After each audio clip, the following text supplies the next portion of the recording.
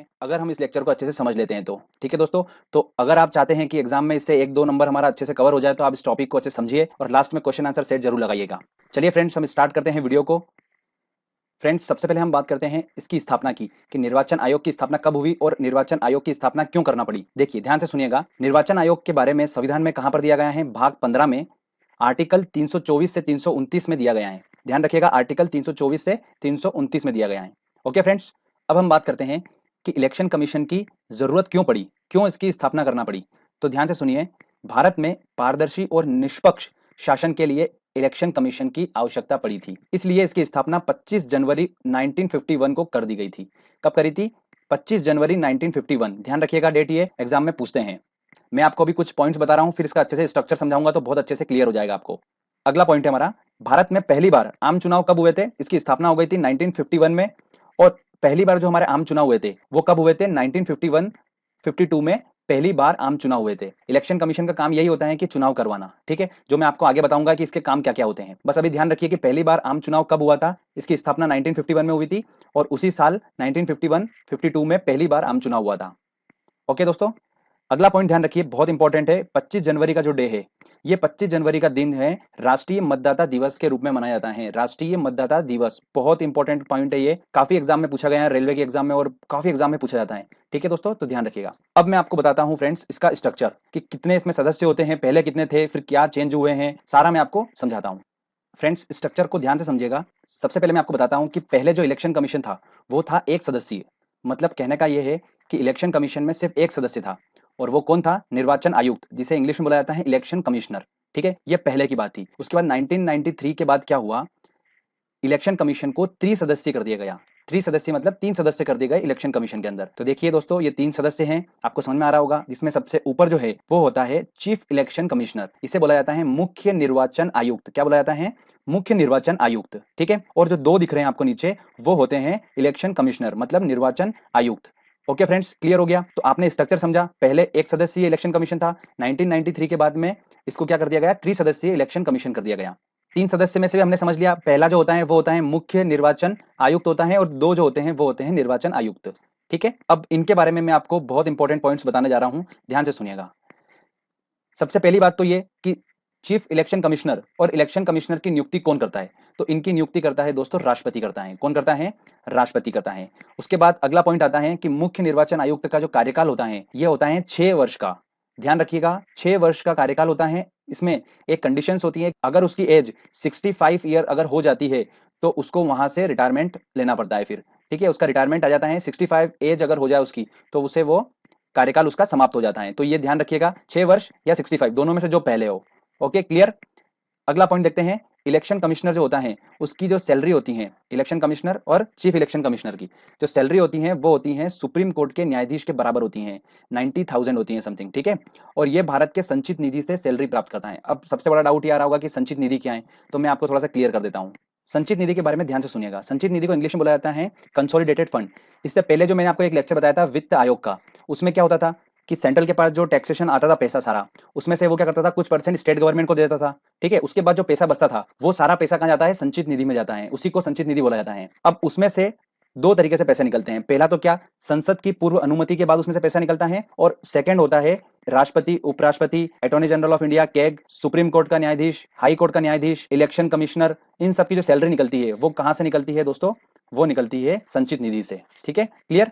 तो ये ध्यान रखना पॉइंट। अगला पॉइंट आता है हमारा, इलेक्शन कमीशन की शपथ का भारत के संविधान की अनुसूची 3 में बताया गया है। मैंने आपको बताया था एससी की शपथ लेकर, आपको मैंने अनुसूची का पहले ट्रिक बता रखी है।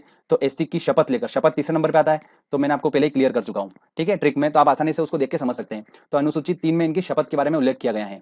तो बहुत इंपॉर्टेंट पॉइंट्स ये है, इन सबको ध्यान रखना है आपको। चलिए आगे मैं और इंपॉर्टेंट पॉइंट्स बताता हूं आपको मैं। हम बात करते हैं अब इलेक्शन कमीशन के वर्क की, जो कि इनसे क्वेश्चन बनता है। तो ध्यान से सुनिए, राष्ट्रपति उपराष्ट्रपति का चुनाव कराना ये पहला काम होता है इसका। लोकसभा, राज्यसभा, विधानसभा, विधान परिषद, इन सबके सदस्यों का चुनाव कराने का भी जिम्मा होता है वो इलेक्शन कमीशन का होता है। ठीक है, अगला पॉइंट आता है कि चुनाव की डेट निकालना, चुनाव खर्चों की निगरानी रखना, आचार संहिता लगाना और उसका पालन करवाना। ठीक है, निष्पक्ष एवं पारदर्शी चुनाव करवाना, ये जिम्मेदारी भी किसकी होती है? इलेक्शन कमीशन की होती है। उसके बाद आता है मतदाता पहचान पत्र तैयार करना, चुनाव चिन्हों का आवंटन करना, ये सारी रिस्पॉन्सिबिलिटी होती है किसकी? इलेक्शन कमीशन की होती है। तो ये सारे वर्क हैं उनके, ये ध्यान रखिएगा, इनसे क्वेश्चंस बनते हैं, एसएससी, यूपीपीसीएस, इन सब में क्वेश्चंस बने हैं इससे, तो आप थोड़ा सा इनको अंडरलाइन करके ध्यान रखिए। चलिए आगे हम अब बात करते हैं निर्वाचन आयोग के कुछ इंपॉर्टेंट पॉइंट्स बताता हूं आपको मैं। सबसे पहले बताता हूं कि जो पहले इलेक्शन कमिश्नर थे, निर्वाचन आयुक्त, 1951 में इसका गठन हुआ था।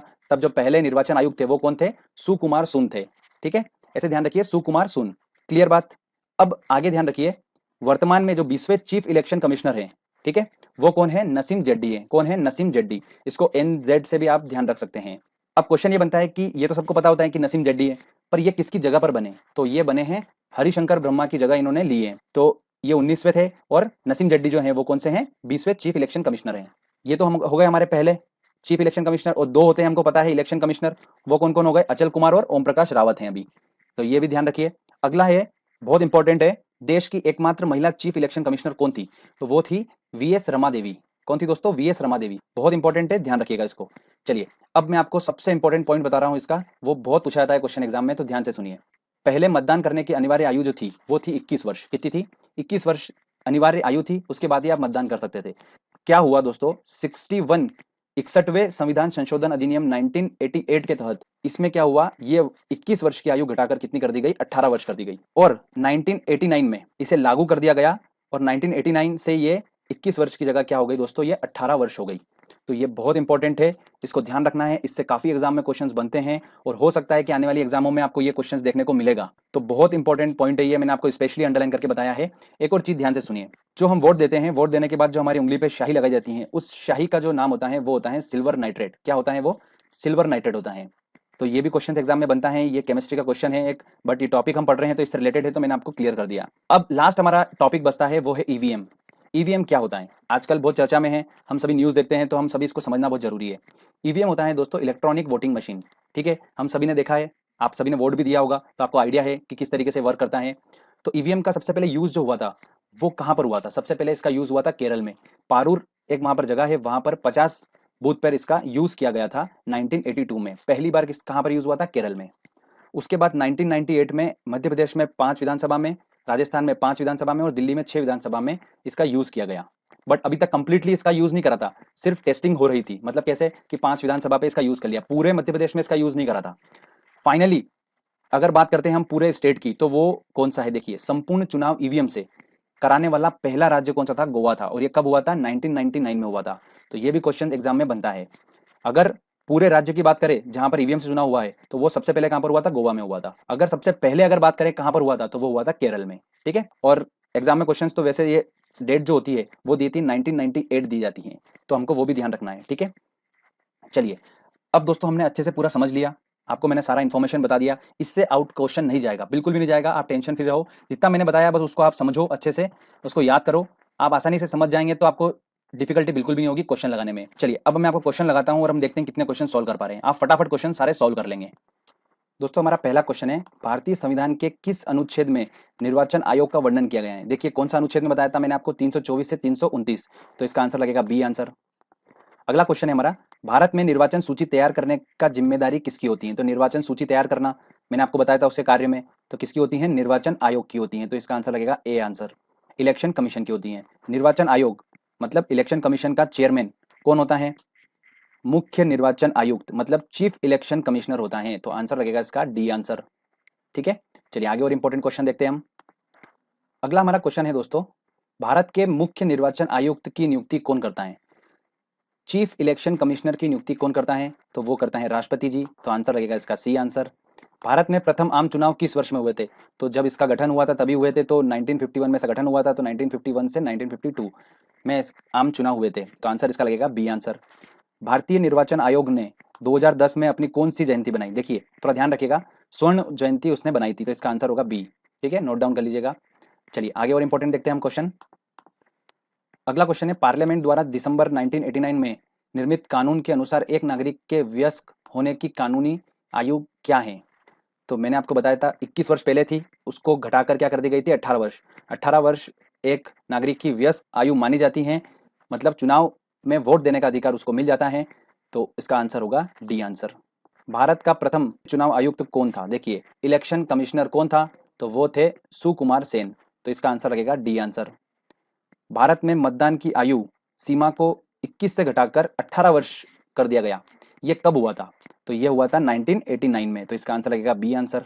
ठीक है दोस्तों, अगला क्वेश्चन है हमारा, भारत में निर्वाचन आयोग का कार्य क्या है? देखिए, संसद एवं राज्य विधानमंडलों के सभी चुनाव कराना, बिल्कुल ये तो है ही सही, पहला तो सही है।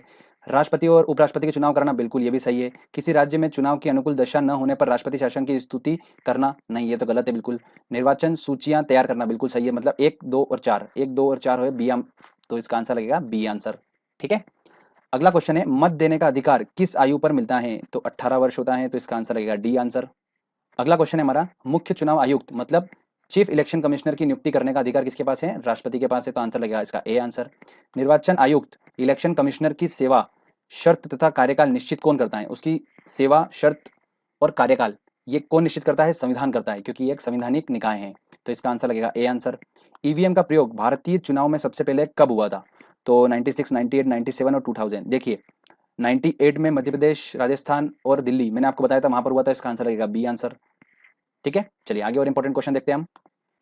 भारत का मुख्य निर्वाचन आयुक्त अपना पद धारण करता है 6 वर्ष के लिए, 6 वर्ष के लिए या 65 वर्ष की आयु, इनमें से जो भी पहले हो, बिल्कुल बी आंसर होगा इसका। अगला है क्वेश्चन, निम्नलिखित में से कौन सा काम निर्वाचन आयोग का नहीं है? देखिए, निम्नलिखित में से कौन सा काम निर्वाचन आयोग का नहीं है? देखते हैं, चिन्हों का आवंटन, ये बिल्कुल है। निर्वाचन तारीख तय करना, बिल्कुल है। निर्वाचन की निष्पक्षता बनाए रखना, ये भी बिल्कुल है। चुनाव के लिए उम्मीदवारों का चयन करना, बिल्कुल नहीं है। तो इसका आंसर होगा डी आंसर। ठीक है, देखिए 2000 एसएससी 2012 का क्वेश्चन था ये, तो हमने आसानी से सॉल्व कर लिया। तो फ्रेंड्स देखिए, आपने अच्छे से समझा टॉपिक को, तो आसानी से क्वेश्चन हमारे सारे सॉल्व हो गए हैं। हमने टेस्ट लगा लिया है और सारे क्वेश्चन हमने सॉल्व करे हैं। इससे टॉपिक से अगर क्वेश्चन आएगा तो आप डेफिनेटली सही